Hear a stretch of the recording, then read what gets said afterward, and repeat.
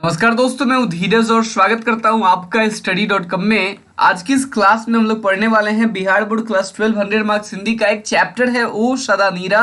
और ये चैप्टर लिखा हुआ है जगदीश चंद्र माथुर जी के द्वारा। ठीक है, तो हमेशा की तरह सबसे पहले हम लोग जानते हैं लेखक के बारे में। लेखक के बारे में बात करेंगे तो देखो, लेखक जो है हमारे जगदीश चंद्र माथुर जी, इनका जन्म हुआ था 16 जुलाई 1917 को। ठीक है, और इनका निधन हो गया था, मतलब इनकी मृत्यु हो गई थी 14 मई 1978। ठीक है, जन्म इनका कहाँ हुआ था? तो जन्म इनका हुआ था उत्तर प्रदेश में, एक जगह है शाहजहांपुर, वहीं पे इनका जन्म हुआ था। ठीक है, देखो इलाहाबाद विश्वविद्यालय से इन्होंने एमए की पढ़ाई की थी, इंग्लिश ऑनर्स लेकर के। ठीक है ना, उसके ठीक पहले इन्होंने 1941 में आईएएस, ठीक है, आईसीए किया 1941 में इन्होंने एमए की पढ़ाई की। ठीक है, उसके बाद आईसीए किया इन्होंने 1941 में, और फिर ये प्रशिक्षण के लिए अमेरिका चले गए थे। ठीक है, ये जो है आपका बाद में ये जो है शिक्षा सचिव भी हुए थे। ठीक है ना,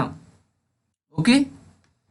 नाउ देखो, बात करते हैं कुछ सम्मान की जो इनको मिला। ओके, तो याद रखिएगा कि इनको मिला था विद्या वारिधि की उपाधि से इनको विभूषित किया गया था। ठीक है, इनको उपाधि दी गई थी, कौन सी? विद्या वारिधि। ठीक है, ये याद रखिएगा, विद्या वारिधि उपाधि किसको दी गई थी?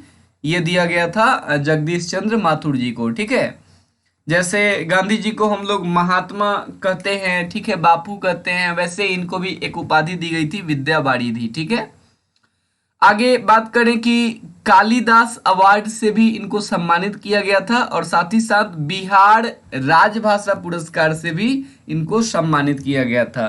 तो ये सारे कुछ अवार्ड्स थे।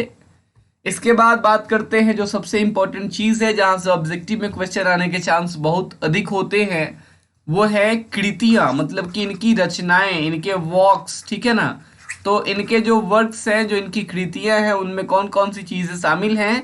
तो वो है मेरी बांसुरी। ठीक है, ये इनका वर्क्स है। इसके अलावा भोर का तारा, ओ मेरे सपने, कोणार्क, बंदी, शारदिया, पहला राजा, दशरथ नंदन, कुंवर सिंह की टेक, गगन सवारी, और एक है 10 तस्वीरें। ये इनकी रचनाएं हैं। ठीक है, अब चलिए ओ सदा नीरा जो निबंध है इसके बारे में जानते हैं। देखो, ओ सदा नीरा, ये गंडक नदी आपने सुना होगा, बिहार में प्रवाहित होने वाली जो नदी है। एकदम समझ लीजिए कि हमारे लिए तो ये अभिशाप वरदान, जो कुछ भी आप कह लीजिए। ठीक है, तो गंडक नदी जो है बहुत तबाही भी मचाती है, मतलब कि विभिन्न स्थानों पे बाढ़ भी आता है, लेकिन कुछ फायदे भी हैं गंडक नदी के। तो यहाँ पे इस चैप्टर में गंडक नदी जो है उसी के बारे में यहाँ पे लेखक ने बताया है। ठीक है, कौन कौन सी चीजें हैं, क्या क्या विशेषताएं हैं। ठीक है, और पुराने समय से अब गंडक की स्थिति क्या हो गई है, इन सब चीजों पे उन्होंने चर्चा किया है। ठीक है, तो बात करते हैं इसके निबंध, इसका जो निबंध है, ये ध्यान रखिएगा कि ओ सदा नीरा एक निबंध है। परीक्षा में पूछ सकता है कि ओ सदा नीरा जो है ये क्या है? कहानी है, कविता है, ठीक है, निबंध है, या फिर नाटक है, एकांकी है। ठीक है, तो ध्यान रखिएगा ये एक निबंध है। ओके, तो ये जो निबंध है ओ सदा नीरा, ये जगदीश चंद्र माथुर जो है इन्होंने एक बुक लिखा हुआ था। ठीक है, एक पुस्तक लिखी थी इन्होंने, बोलते क्षण, इसी पुस्तक से लिया गया है। ओके, और इसमें इन्होंने क्या किया है, जैसा कि मैंने आपको बताया कि गंडक नदी और उसके किनारे जो कुछ भी संस्कृतियां हैं, जो जीवन जिस तरीके से चलता है गंडक नदी के किनारे, ठीक है, उन्हीं सब बातों को इन्होंने बताया है। ठीक है, तो मुख्यतः अगर बात करें तो देखो, गंडक जो है ये चंपारण में बहने वाली एक नदी है। ठीक है, और इसका मतलब जो बहाव क्षेत्र है वो केवल चंपारण ही नहीं है, हम लोगों के साइड में भी गंडक नदी प्रवाहित होती है। ठीक है, तो गंडक जो है मुख्यतः ये चंपारण में बहने वाली एक नदी है, और ये बातें क्या है कि इसका जो बहाव क्षेत्र है ना, वो फिक्स नहीं रहता है। ठीक है, ये अपना रास्ता बदल लेती है। ठीक है, मतलब कि पहले ये जिन रास्तों पे बहा करती थी, उन रास्तों पे ये अब नहीं बहा करती है। ठीक है, तो इसका बहाव क्षेत्र और रास्ता जो है हमेशा बदलता रहता है।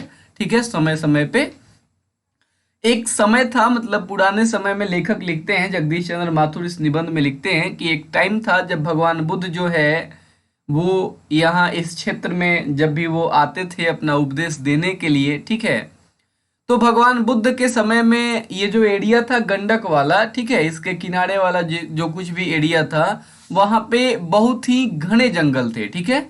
और जब घना जंगल था तो पानी जो है, देखो कि अब मान लो कि कहीं पे क्या होगा कि कहीं पे जब ये घना सा जंगल होगा तो फिर वहां पे अगर बाढ़ का पानी आता भी है तो ज्यादा वहां क्षति नहीं पहुंचा पाएगा, क्योंकि ये मतलब जो पेड़ हैं वो मिट्टी को बांधे हुए रहते हैं, तो मिट्टी जो है अब उस मृदा अपरदन नहीं होती है, ठीक है, सोयल एरोशन नहीं होता है, ठीक है ना। लेकिन भाई अभी हुआ क्या कि उस समय तो बहुत घना जंगल था, ठीक है ना, जिससे क्या होता था कि पानी जो है वो वृक्ष की जड़ों में रुक जाया करती थी, और बाढ़ आती भी थी तो बाढ़ प्रचंड नहीं होती थी, मतलब इतना मतलब तबाही नहीं मचाती थी बाढ़, ठीक है। लेकिन बहुत समय पहले की बात है, लगभग 12वीं 13वीं शताब्दी की बात है, ठीक है। तो 1325 ईस्वी में एक मुसलमान शासक था, ठीक है, नाम था उसका गयासुद्दीन तुगलक, ठीक है। तो यहाँ जो गंडक वाला इलाका है, यहाँ पे एक राजा राज करते थे, उनका नाम था हरि सिंह देव, ठीक है। तो उसने क्या किया, गयासुद्दीन तुगलक ने क्या किया कि हरि सिंह देव पे उसने आक्रमण किया, और उसने क्या किया कि अब चूंकि वो पूरा का पूरा घना इलाका था तो महाराजा के महल को ढूंढना या वहां तक पहुंचना या उनके किले को भेदना इतना कुछ आसान नहीं था। तो उसने क्या किया कि वो जो है उसने जंगल पे एक मतलब कि अपना तलवार चलाया, और फिर उसके सिपाहियों ने जंगल को काट के एक रास्ता ही बना दिया। उस समय से भाई, उस समय से ये जो है आपका मतलब कि जंगल कटते चल गए, है ना। और वहाँ जो है जो गंडक नदी है उसके किनारे वाले साइड के जो भी जंगल हैं उनकी संख्या कम होती चली गई, और आज स्थिति वर्तमान में जो है वो हम लोग समझ ही पा रहे होंगे कि हम लोग लगातार बाढ़ से पीड़ित होते हैं, ठीक है। गंडक जो है ये देखो, ये इतनी मतलब कोई नई नवेली नदी नहीं है, ठीक है। गंडक जो है ये बहुत ही प्राचीन नदी है, और ये प्राचीन और अतीत के बीच की एक कड़ी है, ठीक है ना। गंडक वो नदी है जिसके किनारे पे बहुत सारे महात्माओं ने, बहुत सारे संतों ने तप किया, ठीक है, उनको बहुत कुछ जो है प्राप्त हुआ गंडक के किनारे। लेकिन गंडक की सबसे बड़ी कमी ये रही कि गंडक कभी गंभीर नहीं बन सकी, ठीक है ना। ये इतना ज्यादा तबाही मचाती है कि इसके किनारे पे कोई तीर्थ स्थल बना ही नहीं, ठीक है, कोई मतलब ऐसा रमणीय स्थल बना ही नहीं, क्योंकि ये जहां तहां बाढ़ का पानी इसका आते रहता है, तो फिर किनारे पे जो कुछ भी होता है वो तबाह हो जाता है, ठीक है। गंडक ने कोई स्मृतियां नहीं छोड़ी, कोई याददाश्त छोड़ा ही नहीं, ना तो इसके किनारे पे कोई भवन बच पाए, ना ही मंदिर बच पाए, ना ही घाट ठीक ठाक से बच पाए, ठीक है। तो ये गंडक की कमी रही है, गंडक जो है कभी गंभीर नहीं हो पाई है। लेखक कहते हैं कि जब आप हवाई जहाज से गंडक की यात्रा करोगे तो आपको दोनों साइड में गंडक नदी के किनारे जो है आप देखोगे, ठीक है, जो गंडक घाटी है मतलब उसके साइड का जो इलाका है वहां आप देखोगे कि यहाँ बहुत सारे आपको ताल देखने को मिलेंगे। ताल वर्ड जैसे ही आपको मिले, ठीक है, आप समझ जाना कि झील की बात हो रही है। तो उसी में से एक झील है, एक ताल है सरैया मन ताल, ठीक है ना। तो ये जो ताल है ये इसके चारों तरफ जो है काफी बड़ा जंगल है अभी भी, और इस ये जो है इसके बीच में एक द्वीप भी है।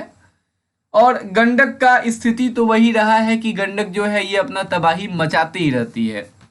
गंडक जो है ये एक ऐसी नदी है जिसकी जल जो है वो एकदम से चंचल रही है हमेशा से, ठीक है।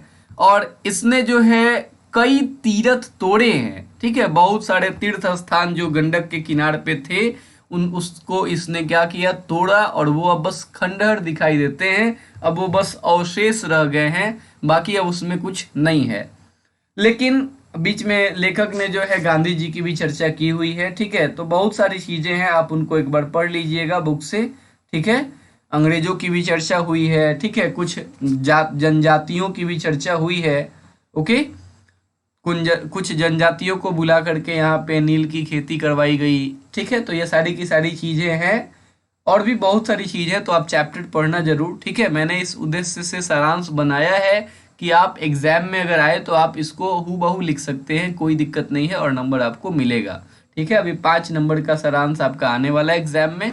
अभी की जो वर्तमान स्थिति है 2021 में, ठीक है। भैंसालोटन में जो है अब ये गंडक नदी जो है वहां पे जंगलों के बीच में निर्माण का कार्य चल रहा है, ठीक है। और यहाँ पे जहां तहां मतलब कि बराज बनाए जा रहे हैं, डैम का नाम आपने सुना होगा ना, तो वही है एक टाइप से, ठीक है। और लेखक कहते हैं कि ये जो नहरें बनाई जा रही हैं, ये जो बराज बनाए जा रहे हैं, ये मुझको ऐसा लगता है ना कि ये नहरें बनती हैं, नहरें बनेंगी तो क्या होगा, पानी जो है वो मतलब जैसे पानी बाढ़ क्यों आता है कि पानी जो है किसी एक फिक्स्ड एरिया में, या फिर आप ऐसा कर लो कि हम जिस एरिया में चाहते हैं कि पानी एकदम नदी से होके जाए तो ऐसा नहीं होता है, और आसपास के इलाकों में जब पानी फैलता है तो बाढ़ आ जाता है। तो लेखक कहते हैं कि अब नहरें बना दी गई हैं, और नहरें बनेंगी ज़्यादा से ज़्यादा तो आप समझ ही पा रहे होंगे कि पानी जो है नहरों में जाएगा और ये किनारे फैलने की मतलब नौबत नहीं आएगी और बाढ़ भी नहीं होगा, ठीक है। तो लेखक कहते हैं कि अब नहरें बना दी गई हैं, और मुझको ये नहरें ऐसी लगती हैं जैसे ये नहरें जो है ना, ये भगवान जो नारायण है, भगवान विष्णु हैं, ये उन्हीं की भुजाएं हैं। यहाँ गंडक के किनारे जो है बिजली के तार भरे पड़े हैं, ठीक है। और ये तार मुझको ऐसा लगता है कि ये जो है चक्र हैं भगवान विष्णु के। और मेरा मन जो है जब ये देखता है इन इंजीनियर्स को, इन मजदूरों को काम करते हुए, लेखक कहते हैं, तो मैं जो हूँ इनको नमन करता हूँ, इनको प्रणाम करता हूँ कि आखिरकार में गंडक जो है, जो हमेशा से एक ऐसी नदी रही है जिसने क्या किया है, जिसने जो है स्मृतियाँ मिटाई हैं, जिसने भवन मिटाए हैं, जिसने मंदिर मिटाए हैं, जिसने अपने घाटों को नहीं बख्शा, ठीक है। तो आखिरकार में कुछ ना कुछ ऐसा तो हो ही रहा है जिससे गंडक जो है कहीं ना कहीं इसके बगल में एक ऐसा नींव बन रहा है जिसको गंडक जो है नहीं मिटा पाएगी। और लास्ट में लेखक कहते हैं कि ओ सदा नीरा, ओ चक्रा, ओ नारायणी, ओ महागंडक, देखो ये सारे के सारे गंडक के ही नाम है, ठीक है। तो लेखक कहते हैं कि ये बहुत युगों से जो दीनहीन जनता है, जो गरीब जनता है, जो हीन जनता है, वो तुम्हें इन नामों से संबोधित करती है। कोई जो है तुम्हें सदा नीरा कहता है, कोई चक्रा कहता है, कोई नारायणी कहता है, कोई महागंडक कहता है। लेकिन तुमने इन लोगों की आवाज सुनी कहाँ, तुमने इन लोगों की आराधना सुनी कहाँ। तुमने जो है, हम लोगों ने जो कुछ भी अर्पण किया, जो भी फूल हमने अर्पण किए, उसको तो तुमने ठुकरा दिया। हमने जो कुछ भी बनाया, जो भी भवन मंदिर जो कुछ भी बनाया, उसको तो तुमने ठुकरा दिया। लेकिन मुझको अब ऐसा लग रहा है, मुझको ये विश्वास हो रहा है कि ये जो निर्माण का कार्य चल रहा है ना, ये जो भगवान विष्णु का एक विराट रूप बन रहा है। विराट रूप करने का मतलब ये जो नहरें बन रही हैं, ये जो बिजली के तार मतलब जो है बिछे हुए हैं, जो मतलब कि पावर सप्लाई के लिए जो है सब कुछ बन रहा है। तो ये सब चीजें जिनका निर्माण हो रहा है ना, देखो ये इनकी नींव इतनी गहरी है कि हे गंडक, हे सदा नीरा, तुम इनको नहीं ठुकरा पाओगी। ये जो हमारा भेंट है, तुम इन भेंटों को नहीं ठुकरा पाओगी, ठीक है। तो यही था आपका चैप्टर जिसमें आपने गंडक नदी की संस्कृति और उसके किनारे की जो कुछ भी चीजें हैं उसके मतलब कि उन चीज़ों को आपने देखा। Okay, thank you so much for watching this video. जैसा कि आप जानते हैं 9th और 10th के लिए हमारा दूसरा चैनल है BSCB एग्जाम्स, ठीक है।